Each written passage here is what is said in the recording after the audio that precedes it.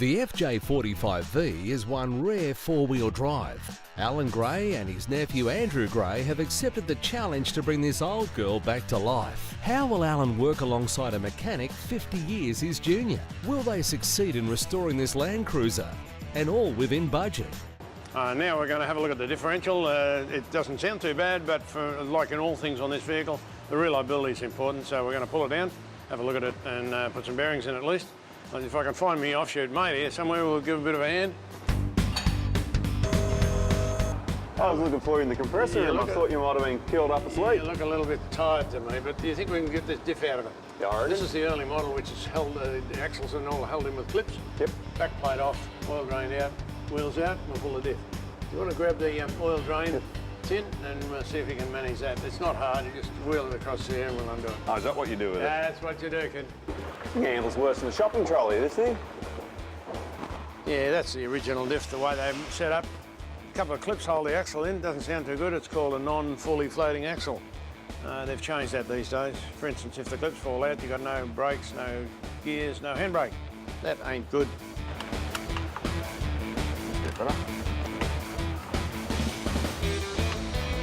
If I take the filler plug out, it'll allow the oil to run out a lot quicker. But the oil in this is quite clean, but it's got some metal in it. It's a pity there wasn't some way of checking that. Oh, funny you should say that. You've got a newfangled invention here. It's called an oil sample kit. Oil sample kit. Yeah. I've heard about them, I've never really seen one. So in actual fact, this is prepaid. It is, yeah. It's all posted, including the price of the purchase. And so you can put diff oil, engine oil, or gearbox oil in there? Yep, you can even get ones that'll do coolant and fuel as well.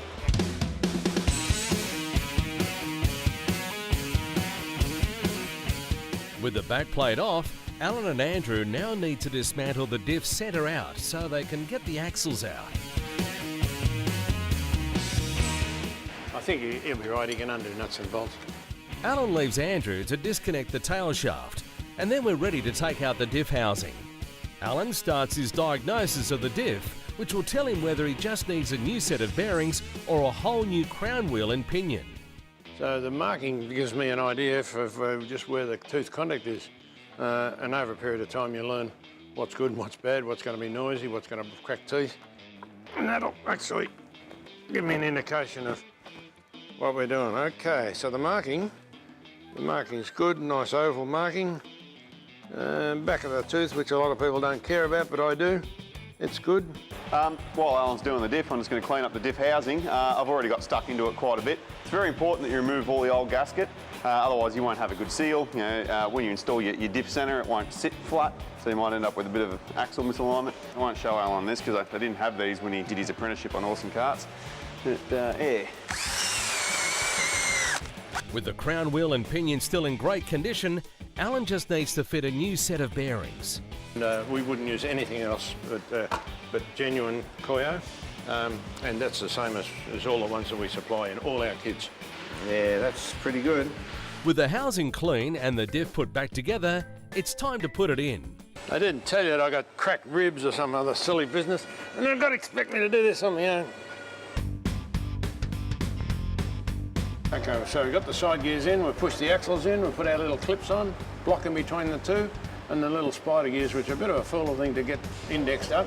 They're in, and the main pin that goes through and locks everything, and then there's a little locking pin that goes in the side.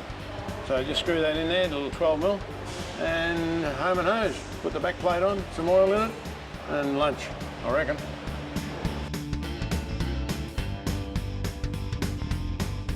Okay, so we've finished the diff. A little bit of fiddling around, but it's pretty good. But the vehicle should be pretty right mechanically now. Actually, I've done most of the work. Andrew will have to get stuck into the bodywork, but I'm off for lunch. Blow him. Geez, that old horse is a bit of a worry, isn't he?